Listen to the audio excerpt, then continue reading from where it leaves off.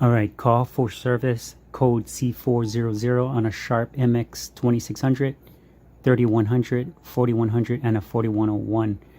So remove the waste toner bottle, open the side and slide the side door open and remove the waste toner bottle, and then you can have access to the 4 screws, 2 on the right, 2 on the left. It's blue screws that loosens the primary transfer belt. And right here is where the transfer cam, to move the transfer rollers out of the way. You'll notice there's a blue screw. You turn it in the direction of the arrow, which is counterclockwise, until that little notch in the white cam clears the green tab.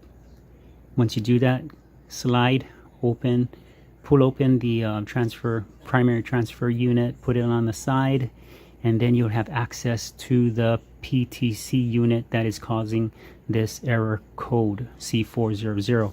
Unscrew that little blue screw, slide out that PTC, and get a new PTC unit. There's a link on the bottom for a new PTC unit. Go ahead and place that new PTC unit in. It's spring loaded. 1 screw, tighten that down, and you are good to go. Your C4-00 error code should reset. Reverse the procedure and you'll be good to go.